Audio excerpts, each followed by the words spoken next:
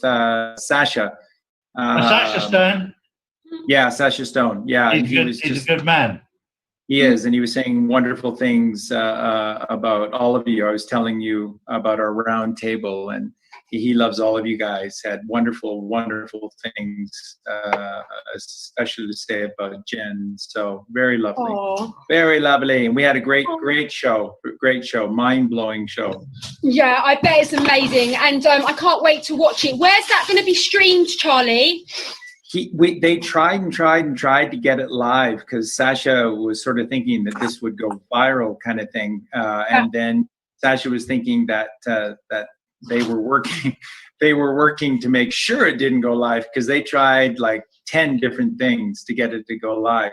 So Sasha's going to stream it on his Facebook page, and he said that'll make it go viral, and then everyone's going to post it once the file is done. So thank you to Charlie for that as well, because I have a sneaking suspicion dear Charlie Ward might have had one or two things to do about that, maybe.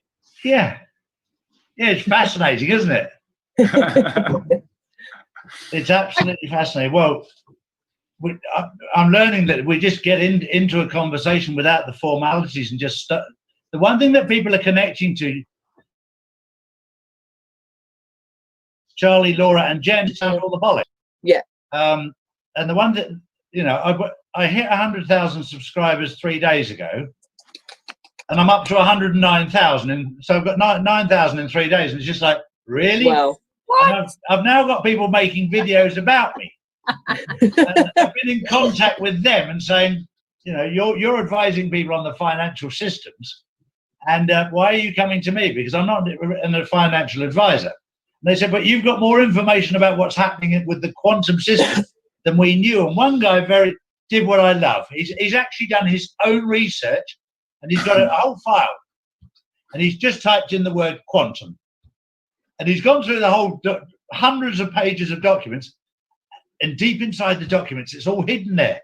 And he's got the information's already out there, and we didn't know about it. I've gone, well, yeah, fortunately, I was told about it on a private jet by one of the ambassadors. He told me it was coming, the quantum financial system, but I didn't know what it meant. I didn't know what it was. I've had to do my research and find out. And now we're coming into this wonderful age where it's actually happening. So it's very exciting, but it's been a hell of a journey.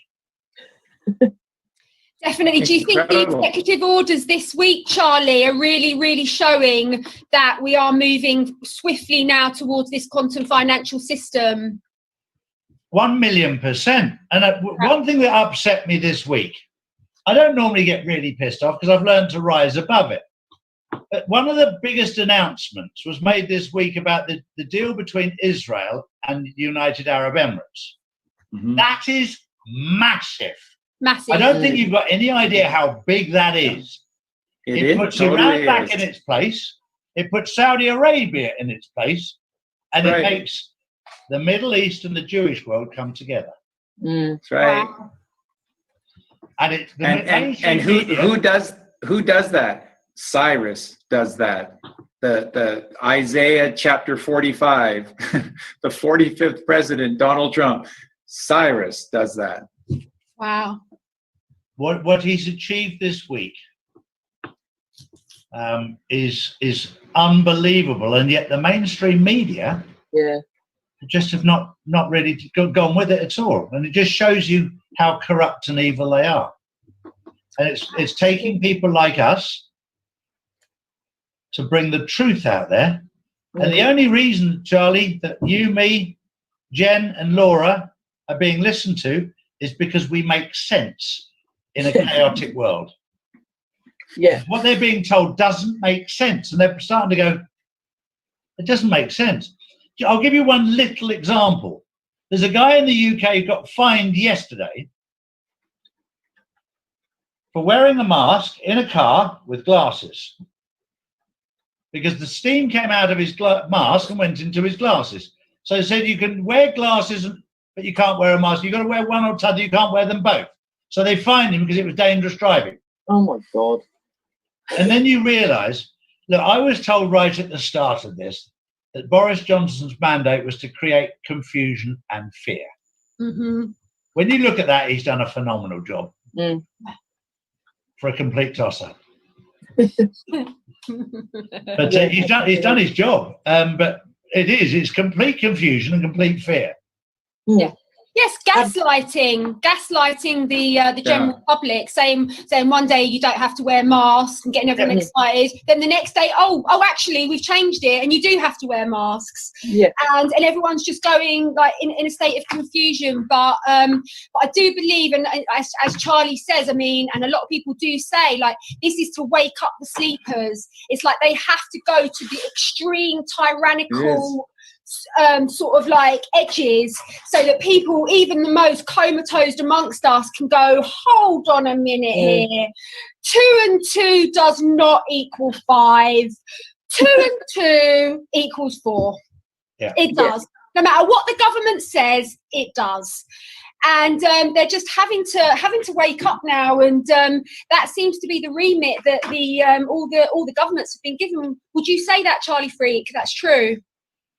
Oh, it totally is. And they don't have the time to do it. But if they did, I could literally see them, starting to send people milling outside your house. And then it's like, oh my, then it's so real. But there's nobody coming to take you or your children away to vaccinate you. It's a scare tactic to simply say to these zombies that how much are you prepared to endure? It's just incredible. And again, like we said last week, think of the countries where it's the worst: South Africa, Australia, and the UK. 3 brilliant countries filled with three brilliant peoples. And you've just succumbed so low, and yet you're so high. You're just these wonderful communities, and you've fallen so far. And it's like, what does it take? Like, you honestly, just trust me on this one. Boris Johnson has got to be sitting there going, when are they going to wait? How much more do I have to? I hate this. This. Why can't I be the guy that is like Donald Trump and they all love me and say, like, I want to be loved. I'm just hated here because they will not wake up. What do I have to do? Isn't it interesting that the white middle class countries, Australia, New Zealand, Canada, the United Kingdom, South Africa, and South Africa are the thickest ones out there? Because that wouldn't work in India and Pakistan and China. Isn't it funny? Yeah, it's brilliant observation. Too much mainstream media. We rely too much on the mainstream media for our information, and when they lie to us, we're made to look really stupid. Absolutely. Yeah, I guess it's more our mainstream culture, isn't it, to like every evening to turn the TV on, watch the soaps, watch all the news, and that's what we do. But like when I'm traveling in India, that's not really the culture. Everyone's outside on the streets, and I mean, more Western. It's getting more and more Westernized, but it's much more just kind of like out on the streets, everyone together, and it isn't everyone just sitting in their home, just like, absorbing all the programming. But what I observe is that, like, in my family, there's like a desire to be a good girl. Like with my mum, she wants to be a good girl. She wants to be a good citizen. She wants to do what the government tells her. And so I'm such a threat to that, because I'm just so, my eyes are wide open and I'm such a rebel to everything. But then that's such a threat to her. It's like an existential threat to her, because she wants to show them, I'm not disagreeing with Bill Gates. I'm not questioning the mainstream narrative. I'm going along with absolutely everything Boris says. So therefore, please leave me alone, Cabal. I'm a good girl. Do you know what I mean? I'm really seeing that a lot at the moment. And it's sort of like going against the agenda, because the agenda is they want everyone to wake up. But I see that so much in our country, of people just not doing it. They're just not waking up yet. Yeah, I think they will. I mean, I think, like I've said before as well, this isn't like necessarily an evidence thing. This is a belief thing, and you're changing people's beliefs, and people are resistant to that as human beings. Like, you don't want to be wrong about anything, so it does take a certain level of like fear and discomfort to then start forcing that to happen. But I think people, I think it's definitely happening. I think people just want to feel safe, don't they, at the end of the day? And this isn't really, that isn't really happening right now so much. So, And let me just really quickly interject here. That's brilliant, Laura. And what I can tell you is that that's exactly why, like, people go, but this is not really, this Q shouldn't be doing this. Trump shouldn't be doing this. But no. This is precisely why they're doing this, because what Laura just said is the truth. And that's what they're doing. They hate to have to resort to that, but this is a belief system thing. So it's going to take fear for you to just go, okay, I'm changing my beliefs. This is insane. And so that's why these characters look as evil as they do. And that's your government that you keep trying to defend. They're showing you, stop defending me, stop fighting. So it's brilliant, Laura. I think probably one of the biggest lessons that I've learned this week has been that Donald Trump, different to the previous regimes, is not going into countries and changing the regime. What he's doing is pointing out to the people of those countries how evil their regime is, and waiting for the people to wake up in their own countries and get rid of what's evil themselves, rather than him going and forcing them out, which generally the world doesn't want. We didn't like it when he forced regime change in Libya, in Syria, in Iraq. We didn't like it. We thought it was wrong. Donald Trump is not doing that. He's pointing out who's evil, and he will be there, I promise you, to back you up when you remove what's evil. And so will God. God will be there to back you up, I promise you. Yeah. So what do we kind of like recommend in trying to help people see the truth? Because I know there's a lot of resistance around it, and people can go in with quite a heavy hand. And I've noticed that only results in the exact equal coming back at you, because that's the energy that you're putting out there. So what do we suggest in trying to, especially in countries like the UK and Australia, about waking people up or helping them to see the truth? For me, it's been the simple principle of a shepherd. If you push sheep, they go everywhere. If you just whistle them along with you, just show them gently. And I start off by explaining to them what truth is. Truth is what's happened in the past and what is happening now. The truth is that the coronavirus COVID-19 was downgraded to nothing more than the flu. And you can point out the facts. It's on the government website. It's on the CDC website. It's on the WHO website. So let's start with a factual start. It was downgraded to nothing more than the flu. And yet 4 days later, we went into a global shutdown. Then you ask them, why do you think that was? And let them answer rather than forcing it down their throat. The minute they start investigating themselves, then they open themselves up. When they open themselves up, then they become receptive to listen to Laura, to Jen, to Charlie and myself. Yeah, that's exactly right. Because people, like, it isn't easy to change your beliefs. Like, there's always that fear that you're going to be like told that you're wrong, and nobody likes to feel like they're wrong. We live in a society where we're told right and wrong all the time. So that's, I think, one of the biggest things. You've got to allow people to feel safe in going and understanding and researching, and then coming to you and asking more questions and trying to find out more without this kind of like you're an idiot for being asleep kind of attitude, because that doesn't help anyone. That just pushes people further away, you know, and it doesn't make anyone feel safe to ask you questions about what's going on or what they can then do about it.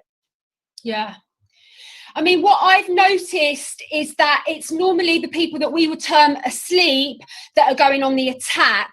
What I've noticed is most people that are very, very awakened to what's going on are very mature and quite gentle with their deliverance. Whereas the people that are woefully asleep and are not willing to look are going on the attack and are being the thought police and I've been getting this from my very, very close family members. Like, how dare you think that? How dare you think that? When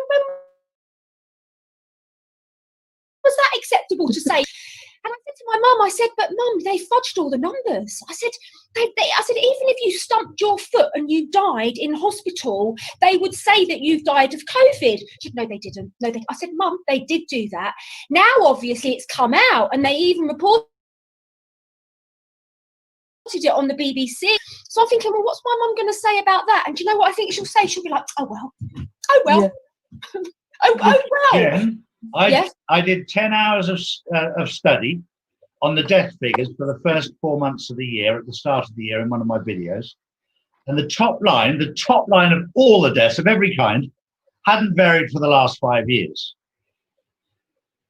For some reason, the first part of this year, nobody died of a common cold. Also, nobody died of respiratory problems. And yet for the last 5 years, there've been quite a load of them. But COVID-19 was right up at the top. And you didn't need to be clever to work out the figures. But the fact that the top line figure overall of all the deaths was the same, that to me proved the point. Then I had somebody said, no, the reason that it's less figures, Charlie, is because everybody's in lockdown, nobody's on the road, so nobody's been killed on the roads. So then I realised I couldn't even argue with them because they've always got an answer. Yeah. This is what I'm saying, like, evidence isn't enough, because like if it was just evidence-based, everyone would see it. And it's not. It's so much more power. Its beliefs are so much more powerful than that. You know, and you can even have facts. You can have what you think are stone cold facts, but they've still got to go through someone's filter. And if your filter is predisposed to believing fear, or that you're not special, or that you're not important, and you can't have what you want, or you don't deserve these things, you're more inclined to believe the negative and assume it's like the worst. And I think that's the other thing, is like society as a whole, we're just programmed to believe negative stuff about ourselves and like how society should be run. So it's an easier belief to think that this doom and gloom is happening, rather than believe that no, it's going to be okay. You know, you don't, and the people's filters are very, very powerful. They're programmed.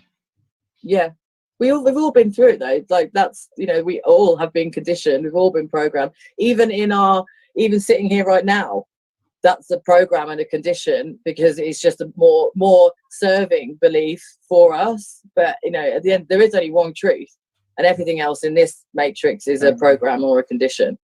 You know, you guys were talking about like the question that started all of this was, you know, so like then what is the truth in terms of how to go about how to do this?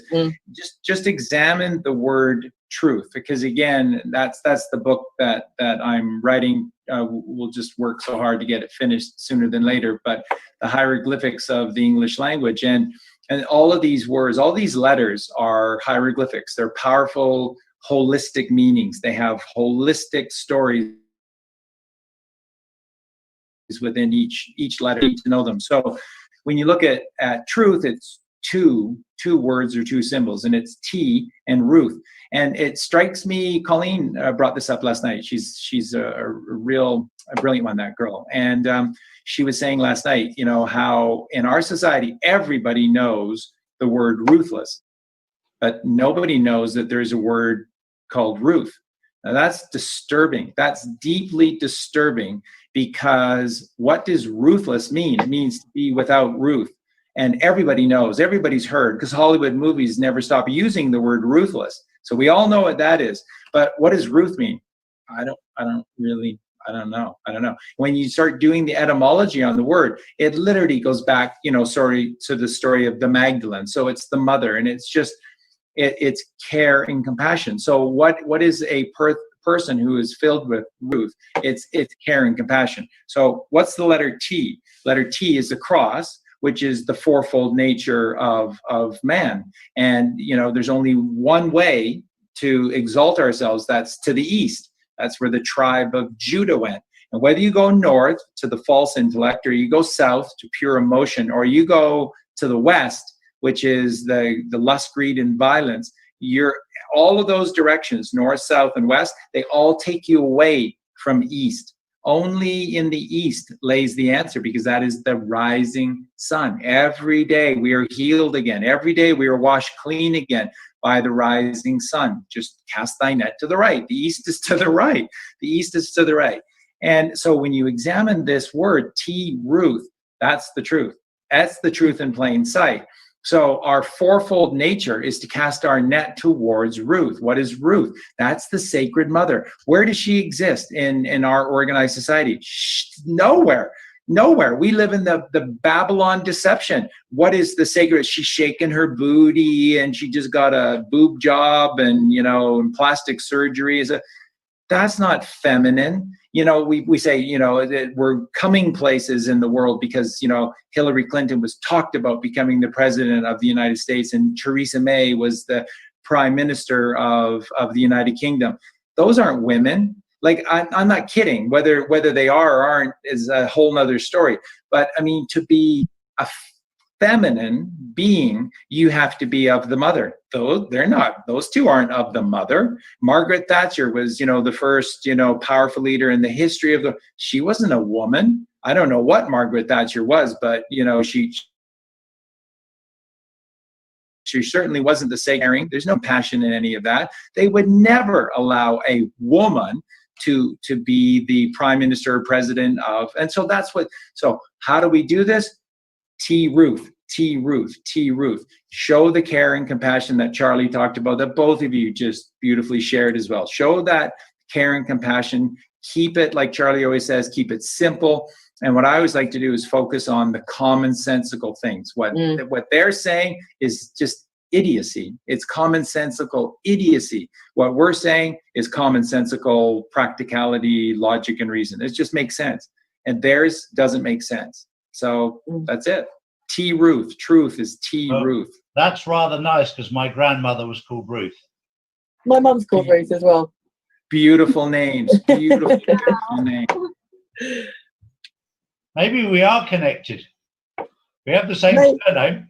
Yeah, it's such a common name, though, isn't it? There's thousands of them. The fact that we've got a grandmother and a mother, Ruth Ward. There you go. Yeah, maybe. We'll have to look into the family trees, Chalrie. Yeah. What does Ruth mean, Charlie? Sorry? I was saying, Charlie Freak, what does Ruth mean? So Ruth, literally, if you go to the etymological root, which goes all the way back to the Sanskrit, and it is a representation of the sacred feminine mother. So it's caring, compassion. I guess the simplest, best bet for Ruth is care and compassion. And the other thing that's incredible is, of course, the etymological root of the word ward. Ward is a very, very beautiful, very, very powerful word. What they've turned it into is very clinical, institutionalized, very cold, and it isn't. A ward is like a healer and a spiritual guider. So that's what wards are. And so the state is supposed to be the ward of all of these missing children, and they're demons. But a real ward is a goodly, godly person. So the last name Ward is a very, very good name. And if your name is Ruth Ward, that's an unbelievably good name. That's a very, very powerful. That's a double powerful name. So ruthless is devoid of compassion. Yeah. And right. Funny that, isn't it? Well, there you go, listeners. That's something new. Yeah.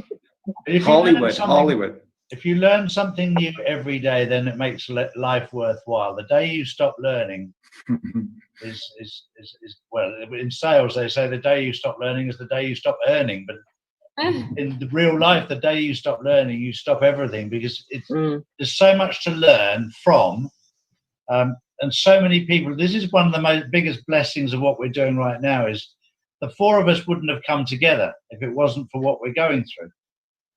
And we can gain so much from each other. And it's beautiful.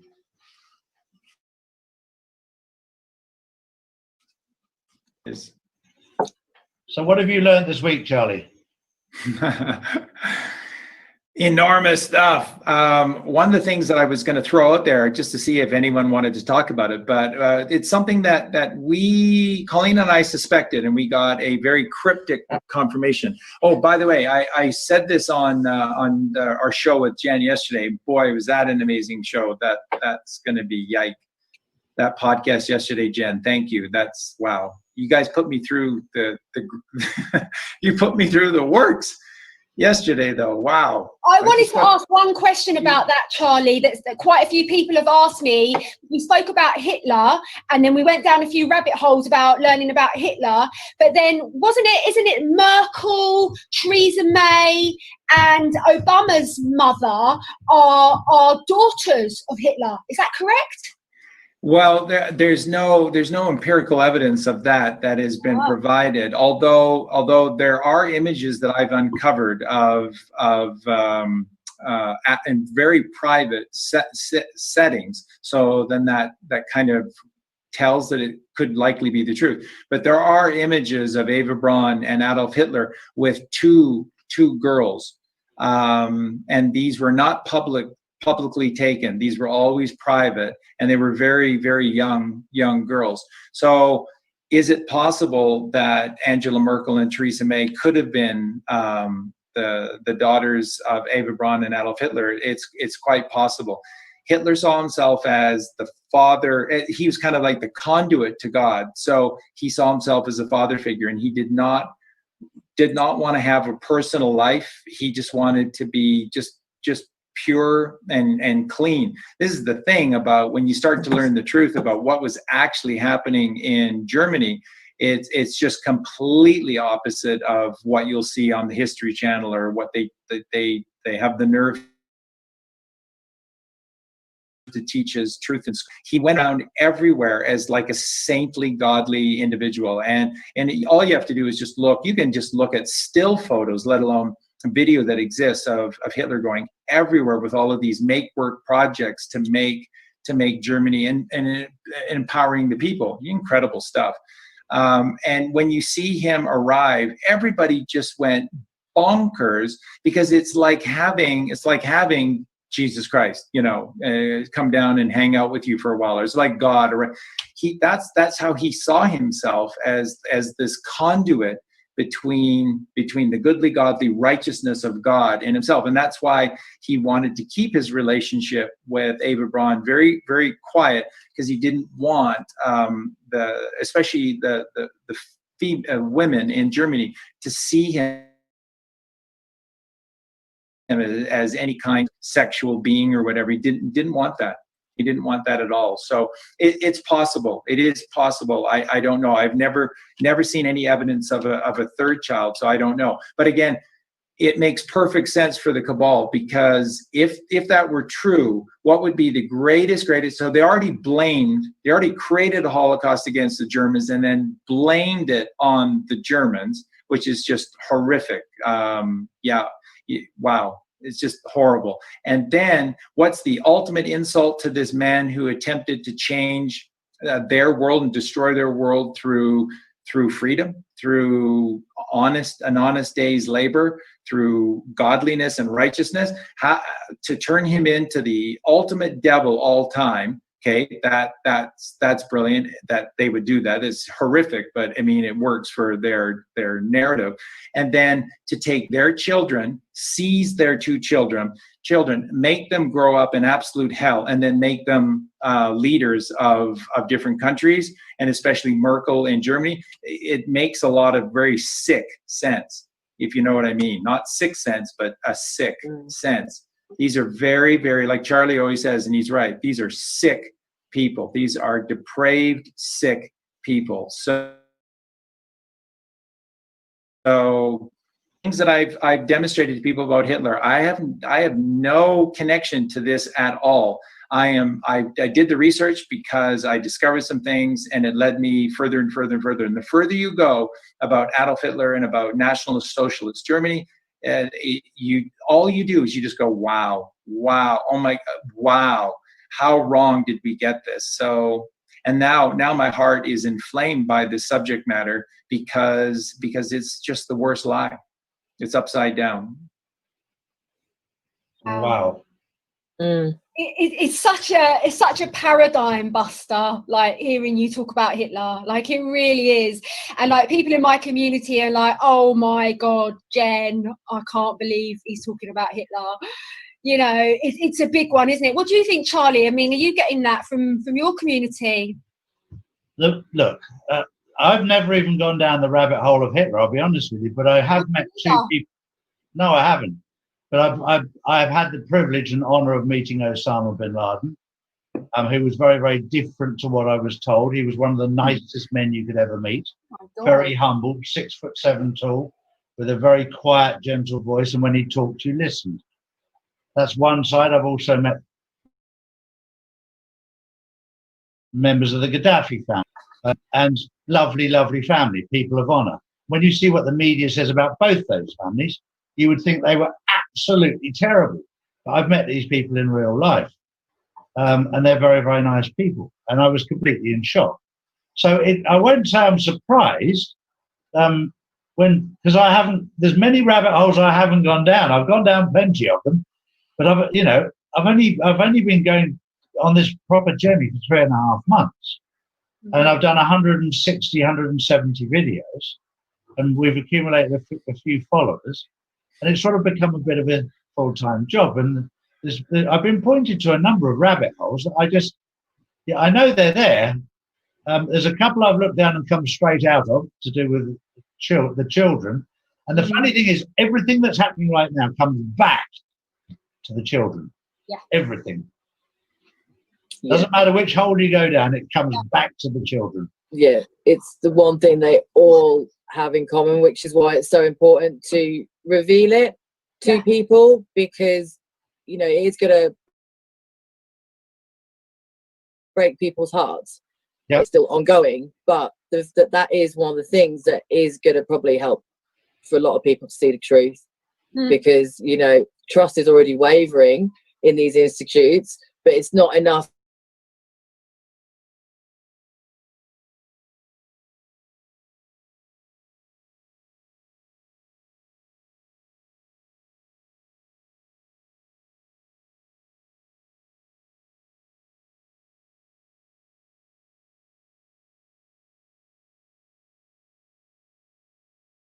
Involved in it is involved. That's not what I'm saying, but I'm saying the high up people, the people that are leading it are, and it's the same names, and they're all doing it. And I strongly believe that's going to be one of the things that will be too much for people and will force them to open their eyes, because it just breaks everything, doesn't it? They just start to realize that everything's a lie. How can you trust these people? If you look at a simple fact, 20 disappear every single day. Let that sink in. 22,000. How many people today, last week, died of COVID-19? Not 22,000. No. And yet we've closed down the world's economy, and we haven't given a shit about 22,000 children disappeared today. 22,000 disappeared yesterday. We haven't given a shit. Nothing in the mainstream media. And that is a big, big bone shaker when you go into the research and find out how many children go missing every single day. How many people die every single illnesses. And you start looking at the figures and go, so why are we doing this? What's going on? Yeah. We need to have one of those counts up saying how many children are going missing every day. It is absolutely imperative. But I also wanted just to draw our attention to something that happened on Facebook today. A good friend of mine created a group called Save the Children, and she had nearly 1,000 people join within, I don't know how long it was going, a couple of weeks. And it was loads and loads of energy, raising loads of awareness. Facebook shut the group down today. Woke up today and she's devastated. She's and Facebook sent her a letter saying this group goes against our community standards. So what can we say about that, guys? It's just crazy. It's just absolutely just beyond belief, really, that the sites that get shut down are the ones trying to actually do something, and then the sites that are promoting paedophilia are just allowed to go on. I mean, if that doesn't make you go, what the fuck is going on? I don't know what is.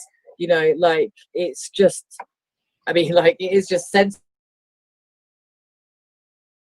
isn't it? Absolutely. Be so careful when you're doing something like that. I mean, I'm in the same position with my group. There's always a risk that you can get shut down.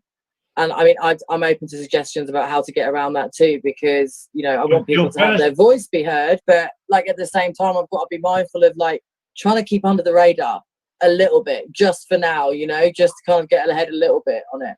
You've done the right thing with the right name, freedom of our children. Save the Children is also another group's name. So you're clashing with things there, where the Save the Children fund has also been not done things that they should have done correctly. Yeah, that's right. I agree. And we have to sometimes think very carefully. And this is why I love Jen, because Jen thinks outside the box, because she lives outside the box. And that's sometimes we need to connect with people like Jen and say, Jen, give us a name that can connect to people. Because when you're in that world, Jen, and that's a huge compliment to you, when you're such an open mind, what's inside the box is repulsive anyway. That's right. Exactly. Like being a caterpillar and a butterfly. You've got caterpillar language, caterpillar consciousness, and then you've got butterfly language and butterfly consciousness. Yeah. And we butterflies, we have transcended the third dimensional matrix field, and we've ascended into a fifth dimensional butterfly consciousness. And so we're free of all those, the limitations and the programs, really, quite frankly, of the third dimension. But I think on a practical sort of thing, like I said to my friend, maybe create another group to sort of have backup groups, maybe, I don't know, and just not have, like Charlie said, don't be a little bit clever in the language that you use. Because I'm just trying to think of solutions, because there's a lot of people waking up today and their groups have been shut down. Yeah. And Laura, your name is perfect. Freedom for the children. Yeah, I mean, yeah, that's a good name. If I can though, let me interject for a sec, because I think this will help.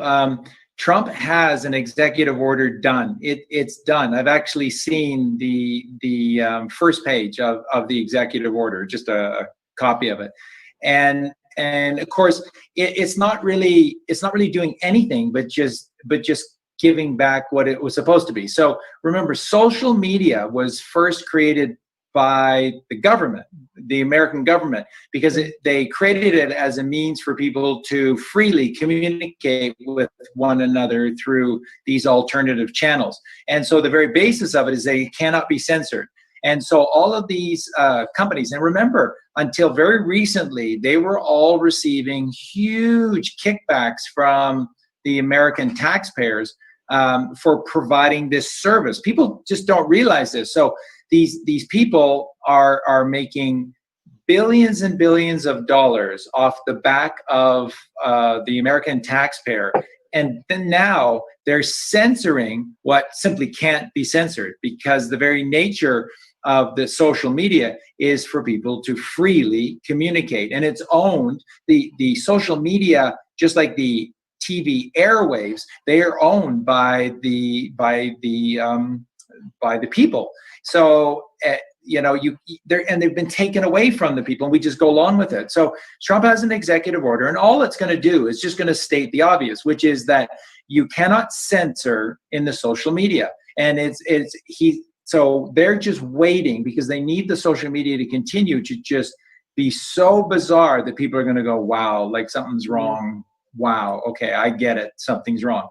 But as soon as they feel they've gone as far as they can go, that executive order will drop. So just keep that in mind before you start subgroups and changing all the names of, because that's coming sooner than later. And so, and that's the same with the podcast with Hitler. The part 1 of 3 is only on LBRY TV. It's not on YouTube, because if it was on YouTube, the YouTube channel wouldn't exist. So it's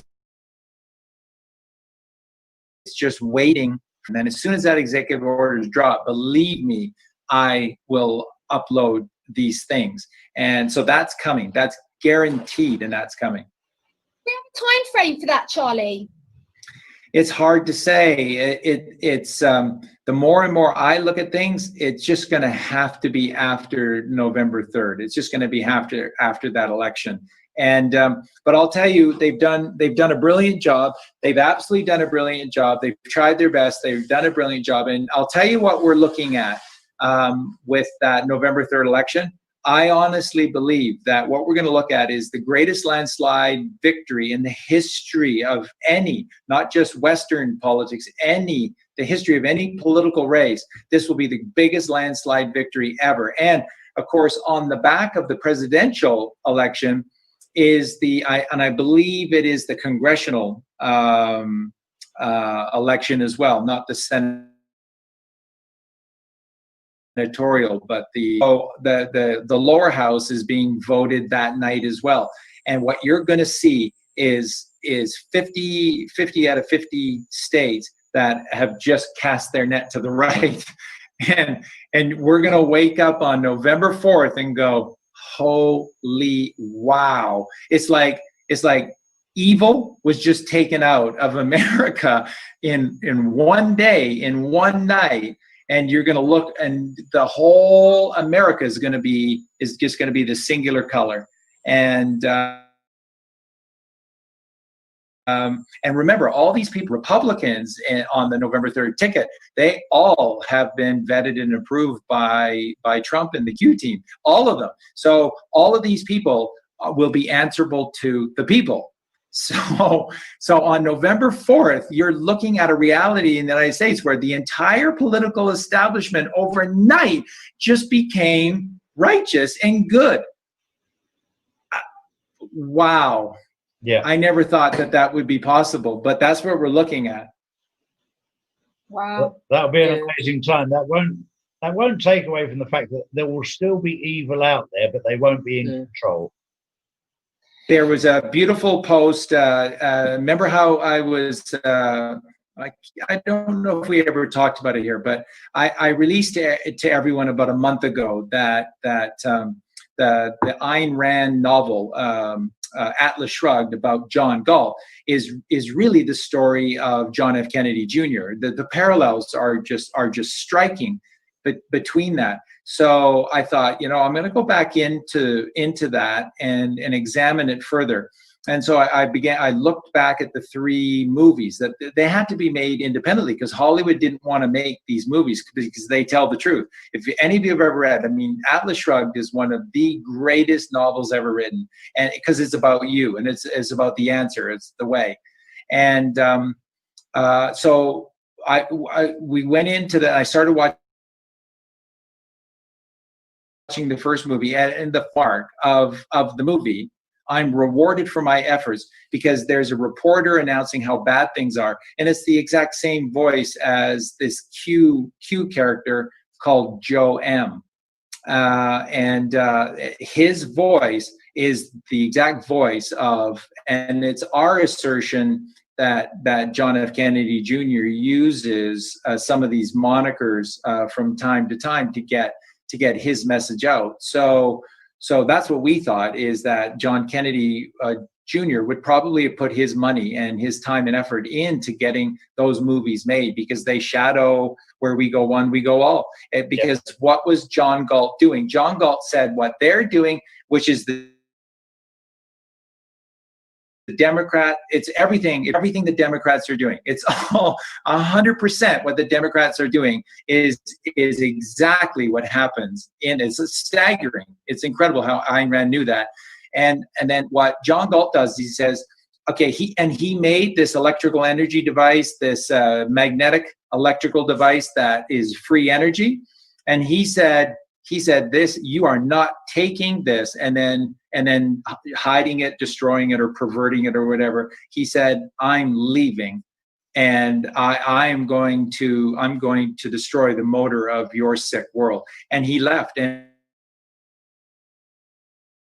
so John Galt disappears, called Atlantis, hidden behind the waves, but not ocean waves, hidden behind magnetic waves, right? A field.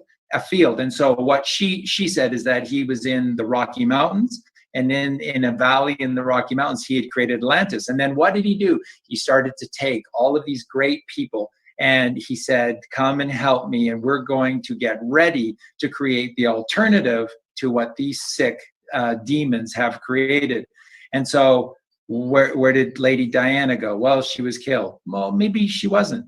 And where did Michael Jackson go? Well, he was killed. Well, maybe he wasn't. And where did Prince go? And it's so where did Prince go? Well, he died, at a young age in his elevator lift in his, palatial mansion. Well, maybe not.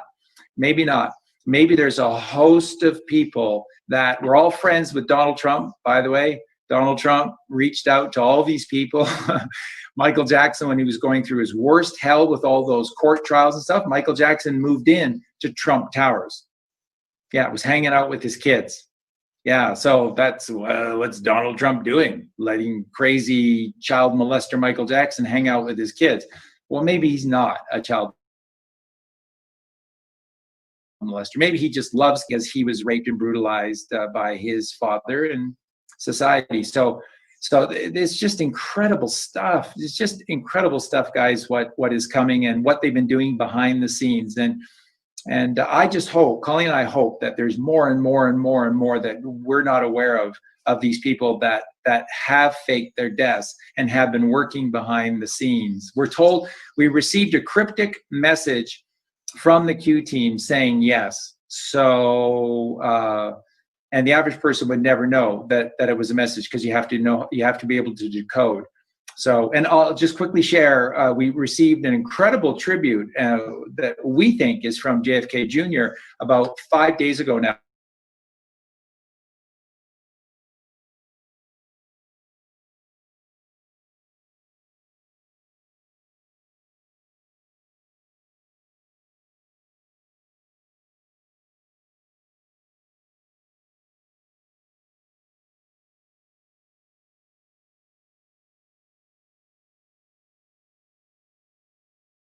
We had Jen's video, which was released just after the video I did with Chalrie, and it had actually surged ahead of Charlie's numbers, and Jen was at 43,000, Charlie's was at 38,000, but then that morning, yours was at 41,000, Charlie's was at 41,000, and then the next video was at 14,000. So when I looked at the YouTube page first thing in the morning, 41,000 subscribers, 41,000 on the Jen video, 41,000 on the Chalrie Ward video, Donald Trump's favorite show, and then the mirror of 41 is 14.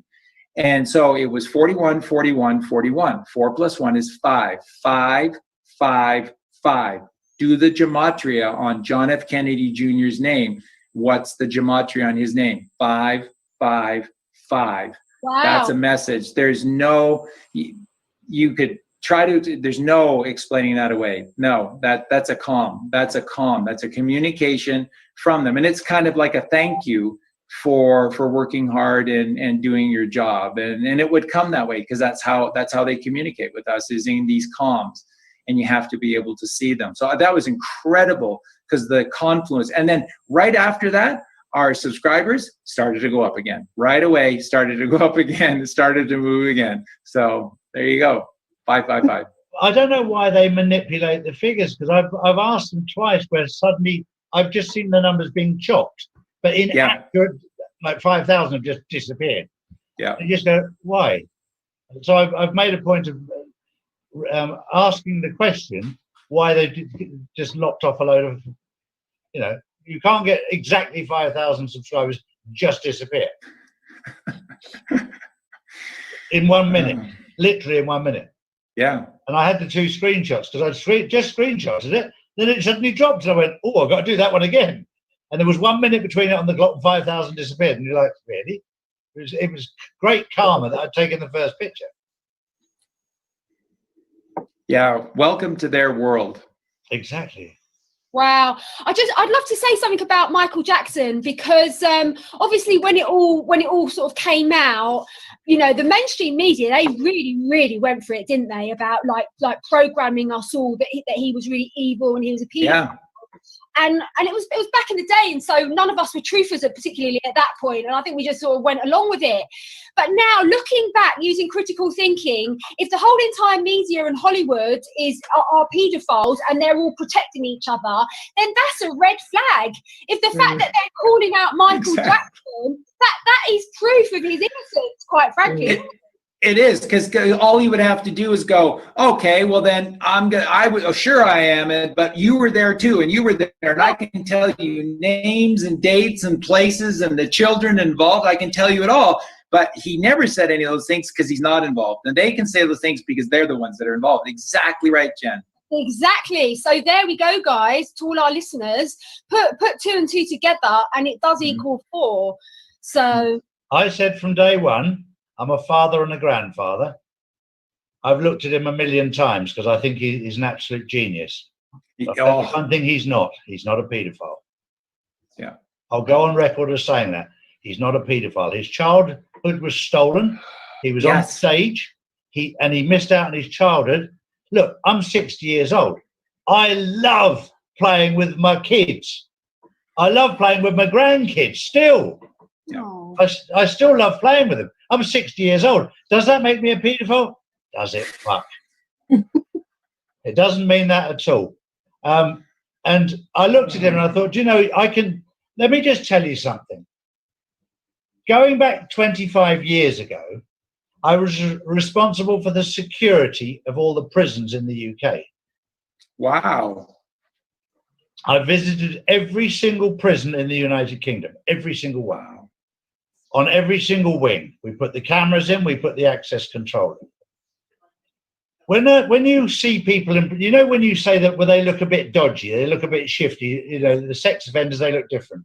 It took me 2 years to work out the difference between a sex offender and a naughty boy, such as a burglar, a robber, a thief. A burglar, a robber, a thief moves his head around everywhere. He's looking every which way. He wants to see what's going on. A paedophile doesn't. A paedophile's head stays still and his eyes move. And I tell you what, the next time you see somebody in life, when their head stays still and their eyes move, you'll go, do you know what? You're absolutely right. If you're in a park with the children and you see that, it's time to leave. Or for me, it's time to go up and confront them. Because that is a critical part of it, that their head stays still and their eyes move. Wow. And I learned the hard way by watching. I watched and I watched and I watched. And there was something different, but I couldn't put my finger on it. And when I put my finger on it, the warmth I felt inside was something completely different. That's brilliant. And boy, wow, that's an enormous decode, Charlie. Thank you for sharing that. Wow. That's huge. And that's like, Apple on the park bench, snot running down his nose, it doesn't move, just those bees intent on their prey. Yeah, that's exactly right. They just don't want to be noticeable, do they? They just want to be able to lock in and see what's going on without being seen. Correct. Yeah, and I just want to quickly share with everyone. Let me tell you, I have vetted the music of Ian Anderson and Jethro Tull.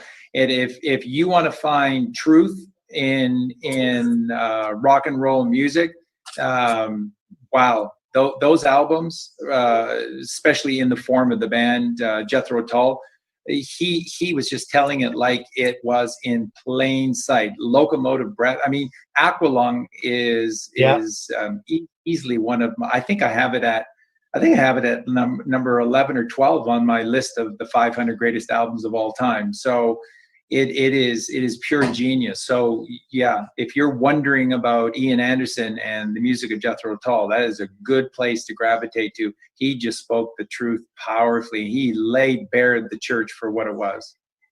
You go back to those days, and there's one particular band, and I didn't know who they were.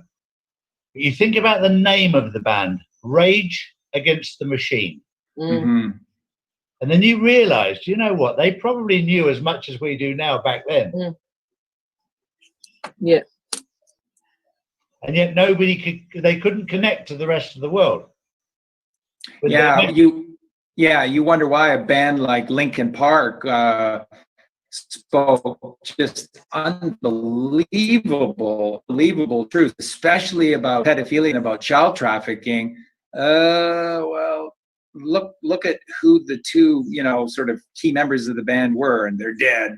And I'm just trying to think of the singer for Linkin Park. Do you guys remember his name? Yeah, Chester Bennington, and lyricist. And Chester just poured his heart and soul into every single song. And that's because his father is John Podesta. He is identical to John Podesta, and every single thing he sang about was growing up as an abused, sodomized toy for that monster world of his genetic father. So yeah, that's Chester Bennington. That's why when his lyrics just started crossing massive rivers and bridges, yeah, hung himself. A lot of people associated with the Clinton Foundation, they sure like to hang themselves, or they like to shoot themselves twice in the head. You know, that's a heck of a trick.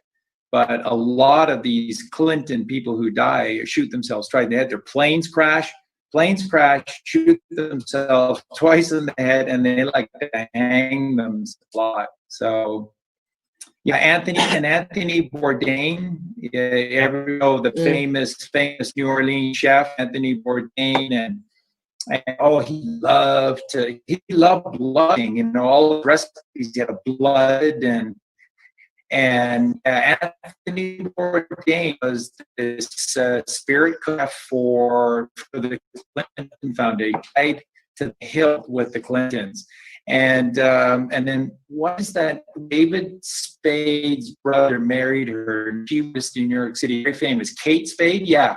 Kate Spade, and Anthony and Kate Spade both died the same way. They hung themselves from doors with red strips. And what did Kate Spade do? She made the red. You know what the red made out of? The red shoes are made out of the children. What this Red Shoe Club is all about. Who's the biggest user of red shoes in the world? The Pope, Catholic Church. Everybody, all the cars within the inner order, they all have their red shoes on. These are made from, and Kate was making red shoes for these Clinton Foundation, and then she just started to go crazy. She just lost her mind, and then she accidentally hung herself with the red scarf. So that's a terrible shame. So did Bourdain, very close to one another. They were losing their minds with this stuff. Oh God! I know. How much do we think of this is going to be revealed to the public? Because I know some of it is. I know some of it isn't. So, like, do you guys know, like, what's the extent of the information that's going to be shared or isn't? I was told not more than 20%. So, and in that 20%, then is the satanic ritual abuse is that outside of that 20%? Because I'm so exposed to it now. I don't know. I don't know where the bar is. But I think what they'll do is they'll produce tiny bits and see the reaction, because it's exactly very clear to me that a lot of people will commit suicide and a lot of people will have heart attacks when they find out the truth. That's what I've been told to be prepared for. Yeah, and that's why we're getting this movie simulation that's being played out with the white hats in control, showing us like these tyrannical governments in order to wake people up themselves, show people themselves. People can't be told. If people were told what Trump's really doing, they'll just think they're lying. And so this is the way. So in order to protect people, and as Charlie says, to stop them from having heart attacks and committing suicide and basically going into psychosis, it seems like the white hat team are trying to minimize that as much as possible in this time period of the Great Awakening that we're in. So the question is when. But a question I'd like to put to all of us, because me and Charlie were speaking about the situation in Melbourne yesterday, and you know, on one hand it looks like, you know, we look at Boris and his gaslighting, and it's like it's in order to like provoke everyone to wake up and say no more, so that we all gather together and say, fuck you government, we're not, like, you're gaslighting us, you're tyrannical, we're not giving you our power. So I'm questioning whether the white hats want us to do that, which I'm pretty sure they do. But then in the situation with Melbourne, where you've got all the dams that are being blown up, where you've got all the police on the street and people needing to show their papers and stuff, to me it seems like Melbourne needs to go into lockdown, and that actually what the government needs, or the white hats need, is for them to just allow that clean-up operation. Because I get the impression that the dams in Australia and New Zealand are like next level, like atrocious. That's my feeling when I tune in. And I think you were talking about that there's subterranean tunnels within Melbourne that are way deeper than like in Utah and whatever. When the Americans first arrived, they went to New Zealand. The Marines first arrived, and they brought the Army Corps of Engineers with them. And they went to New Zealand first, and because what they're doing is they have to show they're bringing equipment, they're training, and they're giving tips and different things to help people being underground. That's remember we were saying on the show yesterday. It's the first thing you need to understand with all of this. They're called deep underground military bases, DUMBs, deep underground. This is deep underground, and it has a profound effect upon, especially the brain. The brain is the one. So you begin to see things. It's like false positives and false negatives. You begin to see things that are there, and you begin to dismiss things that are there, and you no longer are seeing them. So it's confusing down in these tunnels. And then so they have to make sure they're not shooting at one another, and you can lose your bearings underground so quickly. So when the Americans went there and they were training the Aussies to be able to do this for themselves, they found a vast tunnel network that went almost around Australia.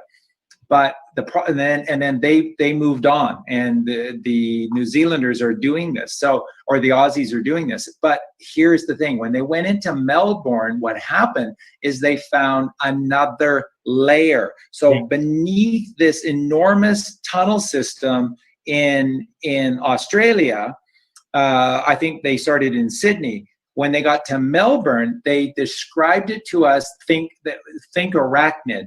So it's a web, and it was below. And then this one goes all the way, wow, what do these people do? All they do is dig. By the way, that's why this dependency on petrol all the time, oil and gas,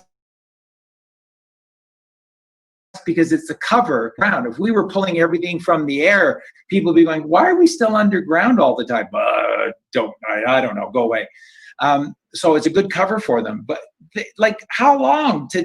So this second tunnel system goes all the way around in a ring around Australia, with a big central line that's running towards Ayers Rock.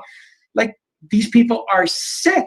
And so that one night, this was, Jen, you were talking about, it's only I think about 5 or 6 nights ago, from something like 9 o'clock at night till 6 or 7 in the morning, there were explosions every 2 or 3 seconds for that entire time. And it's you can't, and so that's why the police were out, and there were roadblocks everywhere and stuff, because you can't have looky-loos going, oh, this is really cool, let's go take a picture, let's bring the kids. And this is serious stuff, having to take down these tunnels, and they're deep, deep, deep underground, and the explosions are like earthquakes. It's craziness. So what do you do? If you're the Australian government, what do you do? Hello, just wanted to let you all bloody know, we've been lying to you for 100 years, yes, and there are devils and demons everywhere. They eat our children, and essentially they're vampires because they drink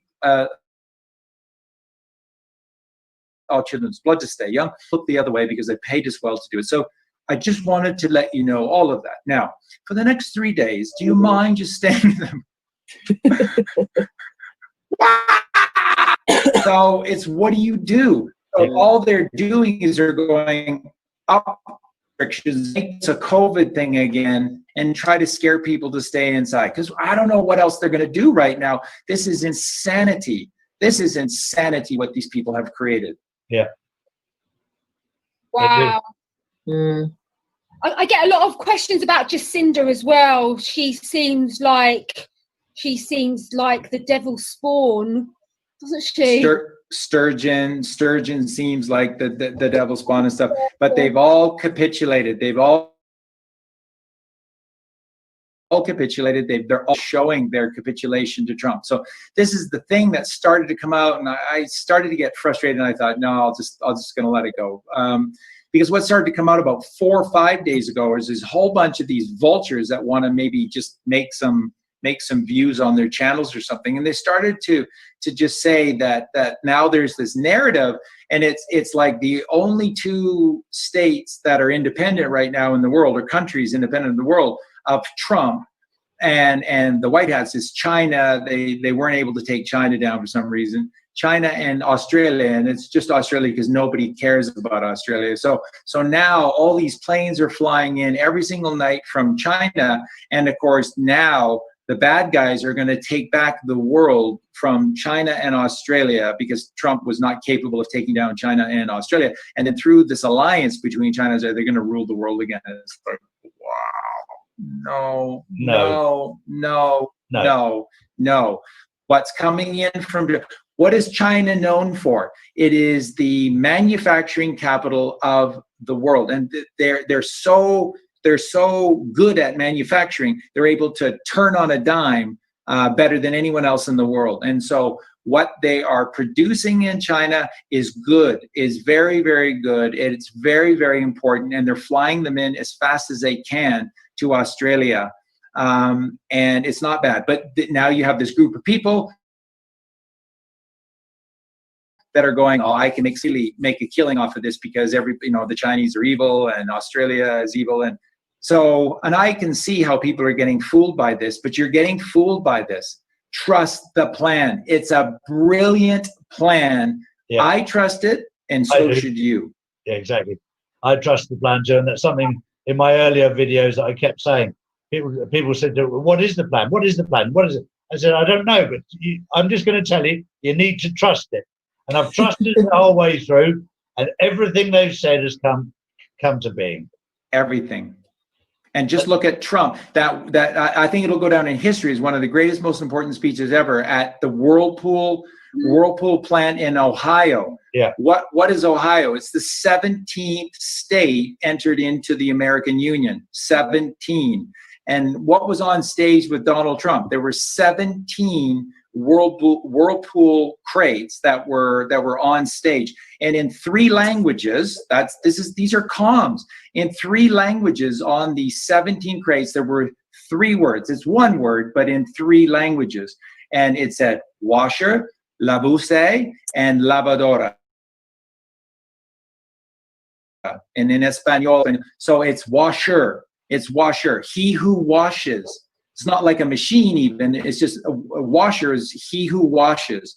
Yeah. Cyrus, the golden Cyrus. And you notice in that video with Trump, his whole face was gold. It's like they airbrushed it gold. And then those cardboard boxes for the Whirlpool, they all had a golden tinge to them as well. And then he said, I have to disappear for a few days. Well, where did he go? What did Chalrie announce to us on the show last week was going to come down? Where did he go? The dropping of these golden bonds to cover all the debt and clean everything out, and then to give it to the Fed to zero out the debt for every single country in the world, and then immediately litigate the Fed for being liars and criminals and get all of their money back. It's just genius and it's brilliant. And that's where he went. That's why it's gold. This is the beginning of the golden age. And everything he said, everything touching his lapel again, and everything he said is a calm. And the whole thing was foreshadowing this, the release of the golden age. And this is starting with Nasara and Jasara, but basically Nasara. So it's just brilliant stuff, folks. Trust the plan. It is an amazing plan. Where did he go? I don't get it. Where did he go? He didn't. Chalrie? He didn't go to TK Maxx, I'll tell you that. Or Walmart. Or Target. He basically went somewhere safe. They have a bunker that he went to because he'd had a number of threats in his life that were very, very, very, very close. They have a bunker that's set up that looks very much like the White House with a full screen. That's where the last speech came from. But he's very, very well hidden away. Good. Whew. For you. Yeah.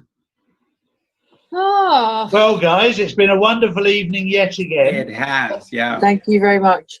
And I just want to say a massive thank you to the 3 of you, because all 3 of you helped me on my journey to establish truth. And the one thing that has become very clear is the world is absolutely desperate to know the truth.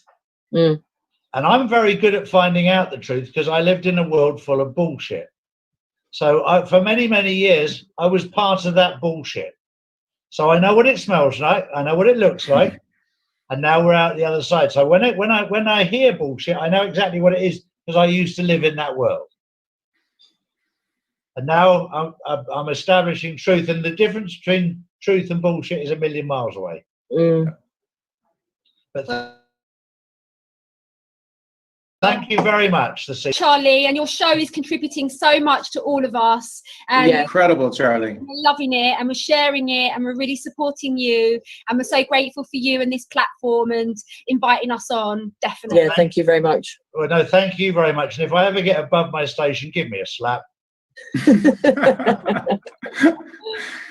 Yeah, your YouTube channel is like a bastion, 24/7 bastion of truth. What you're doing, and again, I mean, you're a busy guy and grandchildren and children and just everything, and yet you've just gone at this 100 miles an hour, and it's brilliant. It's brilliant. You deserve the 109,000 subscribers. Is perfect. It makes perfect sense. Well, I'm going to tell 109,000 subscribers that I'm very proud today because my daughter Carla Ward was made the football manager of Birmingham City FC. Wow. In the Super League in the United Kingdom. Her dream to be a manager in there. She was a manager at Sheffield before, but she's very, very proud to be the manager of Birmingham City, and I'm very proud as a father to acknowledge that. Congratulations. Yeah, congratulations. That's incredible. That's amazing. But thank you very much, guys, and God bless you all. God bless Thank you. you. Thanks. Bye. You all. Share this video, guys. We love you. Hi, it's Justin, and I hope you're enjoying my dad's videos. Make sure to share this video with family and friends, like and subscribe, and turn on post notifications so you get notified for all my dad's new videos. My social media will be tagged down below so you can follow it. And just remember, Jesus loves you.